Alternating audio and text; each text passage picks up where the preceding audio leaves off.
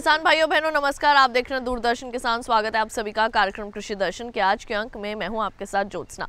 कृषि दर्शन एक ऐसा कार्यक्रम है जिसमें हम आपको कृषि जगत से जुड़ी कुछ ऐसी अहम जानकारियां देते हैं जो कि आपके लिए जानना बेहद जरूरी है। कुछ ऐसी जानकारियां लेकर आए हैं आज के कृषि दर्शन में केवल आपके लिए। तो फिर आइए आज के कार्यक्रम की शुरुआत करते हैं।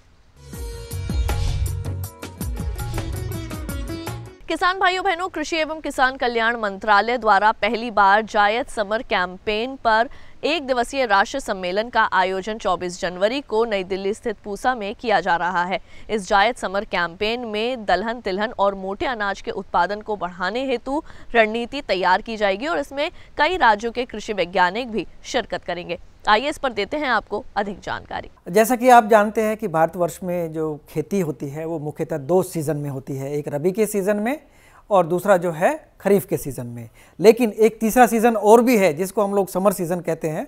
रबी की फसल की कटाई के बाद और खरीफ की फसल की बिजाई से पहले का जो बीच का हमारे पास 90 से 100 दिन का समय होता है उसको जो है हम लोग समर क्रॉप कहते हैं, जायद क्रॉप के नाम से भी कहते हैं। तो ये एक प्रकार का अतिरिक्त सीज़न है। वैसे तो ये सीज़न जो है इसमें खेती जो है बड़ी अंडर एक्सप्लॉइटेड है। ये एक प्रकार का पूर्ण रूप से इसको प्रयोग नहीं कर पाए हम उस सीज़न को, और उसमें कुछ ही क्षेत्र में खेती की जाती है। लेकिन अगर हम उस सीज़न को भी यूज करें तो हमारा जो अतिरिक्त उत्पादन जो है हम लोगों को मिलेगा और किसानों को जो है अतिरिक्त आमदनी भी होगी।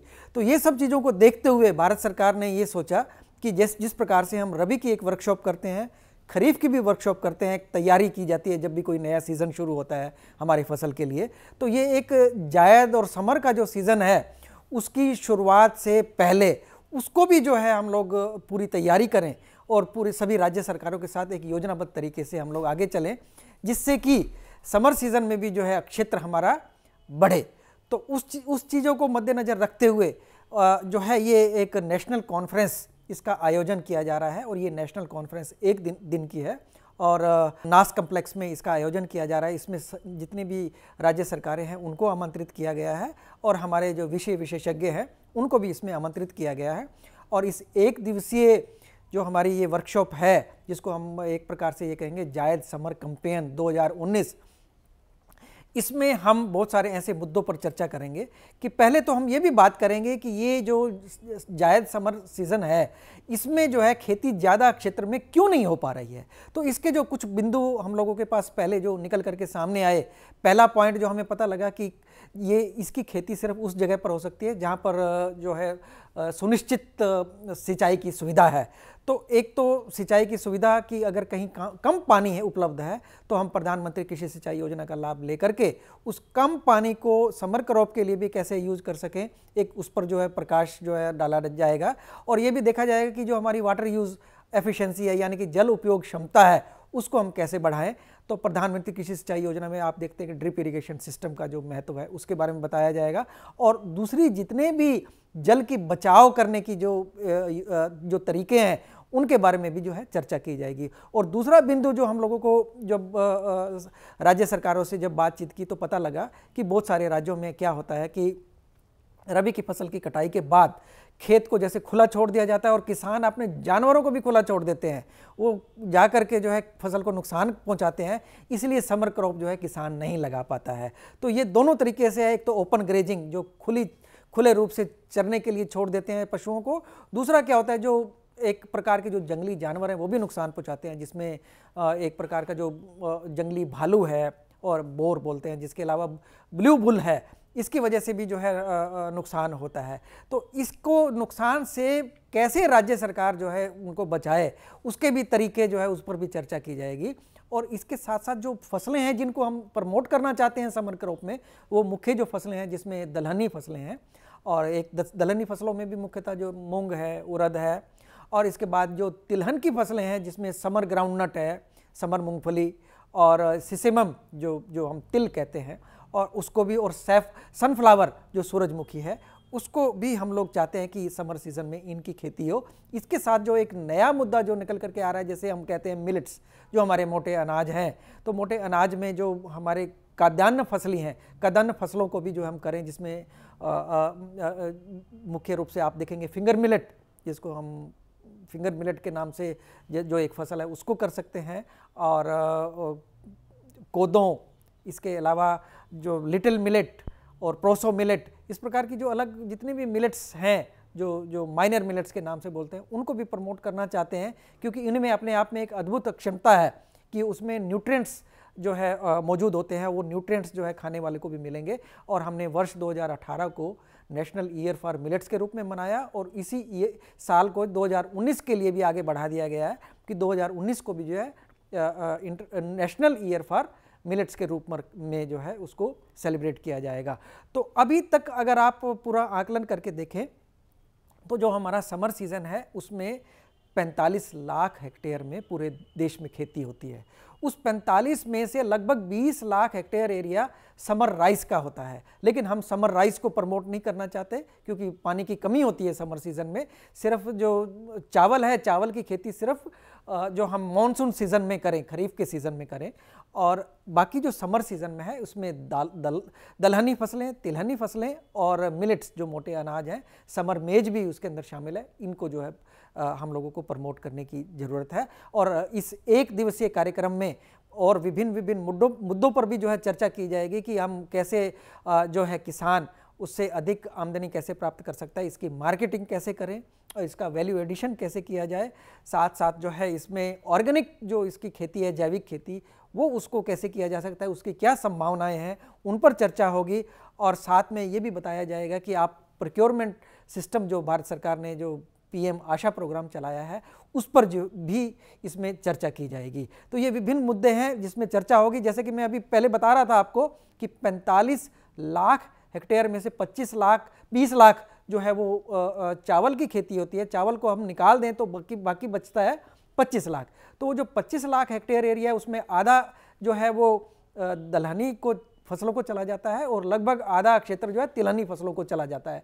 तो इसीलिए हम वो 25 लाख से बढ़ा करके 50 लाख करना चाहते हैं। हम चाहते हैं कि ज़्यादा उत्पादन हो और हमें जो ये बीच का जो सीज़न है जिसको समर क्रॉप हम कह रहे हैं, उससे जो है किसान अतिरिक्त फसल लें और अतिरिक्त आमदनी में भी बढ़ोतरी होगी और हमारा जो नेशनल फूड बास्केट है उसमें भी बढ़ोतरी होगी। इन सब चीज़ों को लेकर के हम चाहते हैं कि देश में जो हमारी खाद्य सुरक्षा है और पोषण सुरक्षा है वो सुनिश्चित हो। ये हमारा उद्देश्य है। और इस एक दिवसीय जो नेशनल हमारी कॉन्फ्रेंस है इसमें हम इन सभी बिंदुओं पर चर्चा करेंगे, जिसमें जो विशेषज्ञ हैं वो सभी राज्यों से आ करके इसमें हिस्सा लेंगे और वहाँ पर जितने भी राज्य सरकार से आए हुए प्रतिनिधि हैं उनको जो है विशेषज्ञ जो है इनकी जानकारी देंगे।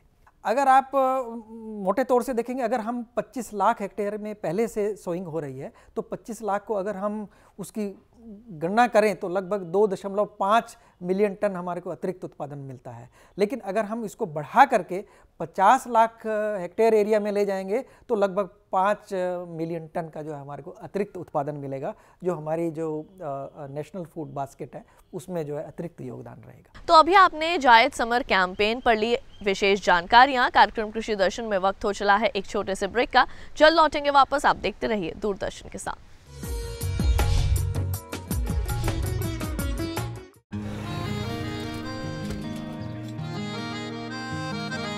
क्या बात है भाई, आजकल तो काफी खुश नजर आ रहे हो। क्यों ना हो, अब मैं ऑर्गेनिक खेती जो कर रहा हूँ ये पूरा प्राकृतिक है, ऑर्गेनिक है। इसमें हमारे खेत, हमारी फसल और हमारी जेब सब फायदे में होते हैं और इसमें लागत भी कम है। जी हाँ, आप भी ऑर्गेनिक खाद का प्रयोग करें, अपनी फसल और मिट्टी को तंदुरुस्त बनाएं और आपकी आमदनी में इजाफा करें। अधिक जानकारी के लिए किसान call centre toll free number 1800-180-1551 पर कॉल करें और लॉग ऑन करें kisan.gov.in और farmer.gov.in। कृषि और किसान कल्याण मंत्रालय द्वारा किसान हित में जारी। किसान भाइयों गांठ बांध लो, गांठ बांध लो, बात बहुत है काम की, समृद्धि के पैगाम की। मिट्टी के मिजाज को समझो, मिट्टी के हर राज को समझो, मिट्टी की तुम जांच कराओ, मुफ्त सॉइल हेल्थ कार्ड ले जाओ। कभी मुनासिब बीज लगाओ, सही किस्म की खाद ले आओ, जितनी जरूरी उतनी डालो, सही मात्रा खुद पहचानो, इसको अपना मंत्र बना लो, मिट्टी की सेहत तो जानो। बात बहुत है काम की, कम लागत अधिक वरदान की। किसान भाइयों गांठ बांध लो, आज ही मिट्टी की जांच कराएं। राज्य सरकार के कृषि अधिकारी से संपर्क करें और मुफ्त में सॉइल हेल्थ कार्ड पाएं। कृषि और किसान कल्याण मंत्रालय द्वारा किसान हित में जारी। ब्रेक के बाद एक बार फिर आप सभी का स्वागत है कार्यक्रम कृषि दर्शन में। तो आइए कार्यक्रम को बढ़ाते हैं आगे। उत्तर पूर्व में बागवानी के विकास पर कृषि मंत्रालय में अपर आयुक्त डॉक्टर YR मीणा ने क्या दी है विशेष जानकारियां, आइए उस पर डालते हैं एक नजर।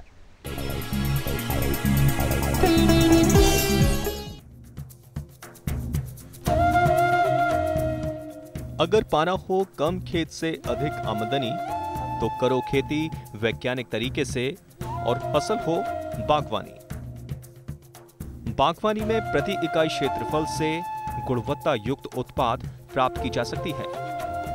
भारत में खासकर उत्तर पूर्वी राज्यों में असम, नागालैंड, त्रिपुरा, मेघालय, मणिपुर, मिजोरम, अरुणाचल प्रदेश और सिक्किम के भौगोलिक एवं प्राकृतिक दशा बागवानी फसलों के अनुकूल होने के कारण बागवानी को बढ़ावा देने के लिए सरकार द्वारा कई सारी पहल और कई सारी योजनाएं चलाई जा रही हैं।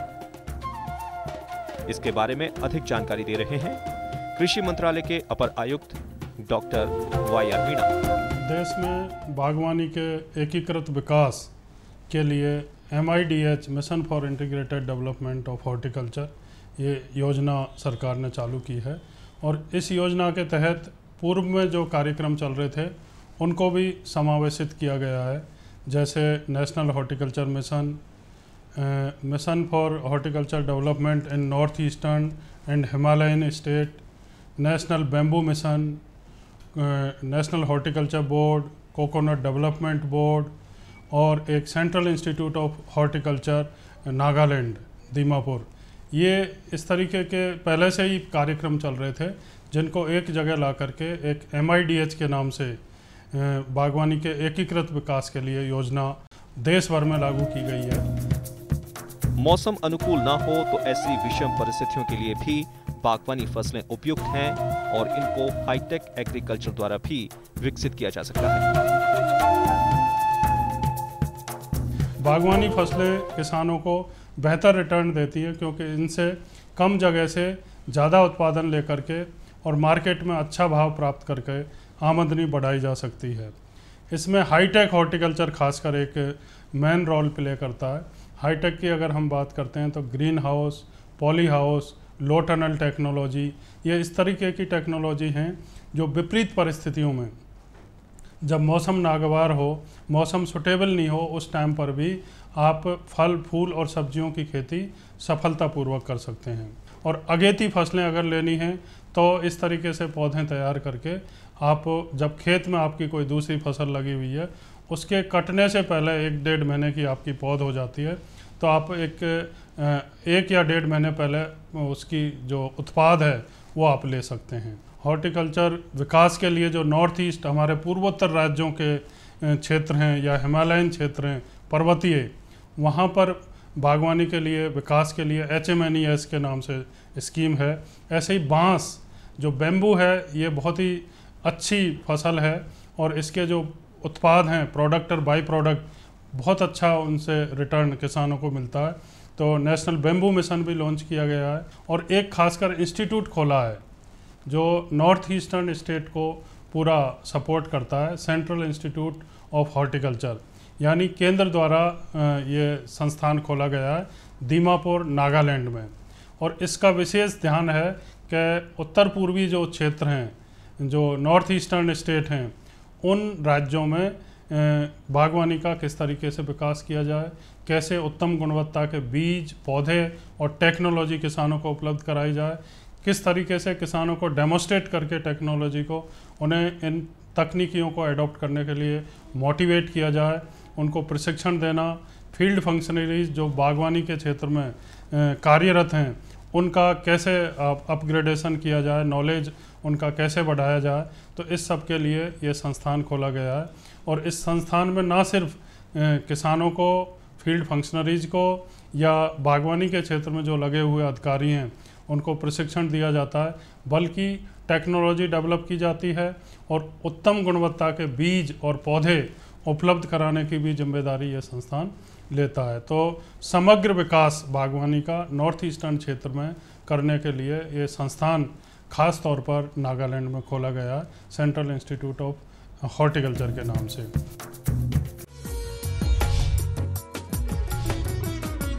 झारखंड के रांची जिले के प्रखंड बेड़ो में स्थित है गांव खरसी टोला। यहाँ के मसीहा बन चुके हैं सिमोन उरांव। सिमोन उरांव के गांव खरसी टोला में यदि रात में पानी गिरता था तो सुबह पता नहीं चलता था कि पानी गिरा था। सारा पानी बहकर नदियों में चला जाता था। ऐसे में गांव में खेती करने में कठिनाई होती थी।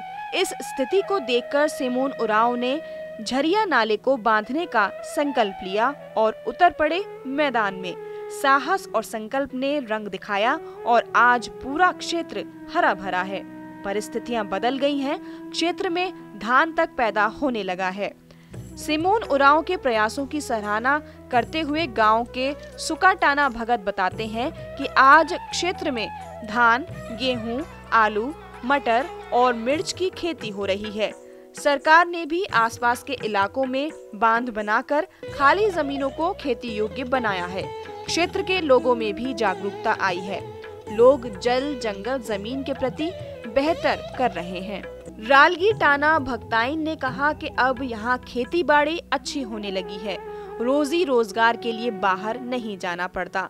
जंगल रक्षा समिति के अलावा गांव का हर आदमी इसमें सहयोग करता है। सिमोन उरांव गांव में पानी पहुंचाने के बाद भी शांत नहीं बैठे। सिमोन भेषज पद्धति से लोगों का उपचार कर उन्हें प्रकृति के करीब ले जाते हैं। हर बृहस्पतिवार को गांव के लोग बैठक कर गांव के विकास पर चर्चा कर गांव की खुशहाली की प्रार्थना करते हैं। सिमोन उरांव के प्रकृति प्रेम को देखते हुए सरकार सहित कई संस्थाओं ने उन्हें सम्मानित किया है। झारखंड सरकार ने सिमोन को झारखंड गौरव सम्मान से भी सम्मानित किया है। गांव के लोग सच ही कहते हैं कि दुनिया में लोग आते हैं जिंदगी जीने के लिए, जबकि सिमोन उरांव आए हैं जिंदगी जीतने के लिए। परिवर्तन के इस पुरोधा को शत शत नमन। तो अभी आपने उत्तर पूर्व में बागवानी के विकास पर ली कुछ विशेष जानकारियां। कार्यक्रम कृषि दर्शन में वक्त हो चला है एक और छोटे से ब्रेक का। जल्द लौटेंगे वापस कुछ और जानकारियों के साथ। आप देखते रहिए दूरदर्शन के साथ।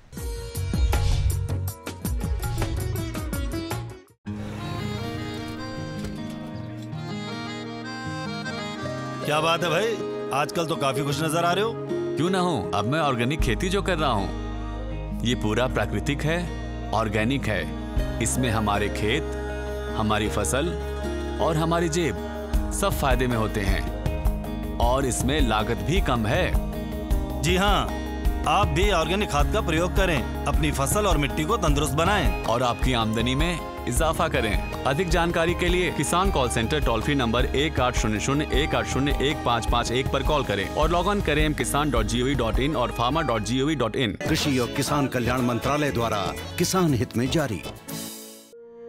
सूखा हो या बेमौसम की बरखा हो, कीड़ा लगे खेत में या दुविधा हो, बहुत ही कम प्रीमियम पे पूरी हो भरपाई, फसल बीमित रहे कटाई के बाद भी भाई। हाँ, ऋणी या अऋणी अब हर किसान लाभ उठाए। एक मौसम एक दर है, सब किसान बीमा कराए। प्रधानमंत्री फसल बीमा योजना से हर किसान मुस्काए। कृषि और किसान कल्याण मंत्रालय द्वारा किसान हित में जारी। ब्रेक के बाद एक बार फिर आप सभी का स्वागत है कार्यक्रम कृषि दर्शन में। तो आइए कार्यक्रम में एक बार फिर बढ़ते हैं आगे। देसी गायों के संवर्धन एवं संरक्षण के लिए भारतीय कृषि अनुसंधान संस्थान पूसा द्वारा क्या अहम कदम उठाए जा रहे हैं, आइए इस पर दिखाते हैं आपको एक खास रिपोर्ट। भारत में गोपशुओं की कुल संख्या लगभग 19 करोड़ 90 लाख है। इनमें से 16 करोड़ 60 लाख देसी और 3 करोड़ 30 लाख विदेशी नस्ल या संकर गोपशु है। परंतु बेहतर उत्पादकता के कारण विदेशी नस्ल के गोपशुओं की संख्या बढ़ती जा रही है, जबकि देसी नस्लें अक्सर उपेक्षा का शिकार हो जाती हैं। इसलिए देसी नस्लों के दीर्घकालीन अस्तित्व पर संकट मंडरा रहा है। भारतीय कृषि अनुसंधान परिषद द्वारा देसी नस्लों के पंजीकरण और संरक्षण के प्रयास किए जा रहे हैं। पंजीकरण का कार्य करनाल स्थित राष्ट्रीय पशु अनुवांशिक संसाधन ब्यूरो द्वारा व्यापक रूप से किया जा रहा है। बिहार में बचौर नस्ल की गाय के संरक्षण के प्रयास ICAR के पटना स्थित अनुसंधान कॉम्प्लेक्स द्वारा किए जा रहे हैं। इसका प्रजनन क्षेत्र बिहार के पुराने परगना बचैर से होने के कारण इस नस्ल को बचैर नाम मिला है। बचैर नस्ल के गोपशुओं का रंग सफेद होता है तथा माथे पर भूरे रंग की छाप होती है। ये भारत की सबसे छोटी गोपशु नस्ल है। सामान्यतः बचैर गाय औसतन 4.25 किलोग्राम दूध प्रतिदिन देती है। ये उत्पादन दिए गए चारे पर भी निर्भर है। प्रजाति के अनुसार दूध उत्पादन की अवधि 220 से 280 दिन की होती है। इसके डील डॉल को देखते हुए दुग्ध उत्पादन की ये मात्रा कमतर नहीं आंकी जा सकती। हालांकि बचैर को एक बोझा ढोने वाली नस्ल माना जाता है। इस नस्ल की शुद्धता को बनाए रखने के लिए व्यवस्थित फार्मों की स्थापना पर जोर दिया जा रहा है तथा पशुपालकों को उपयुक्त सलाह भी दी जा रही है।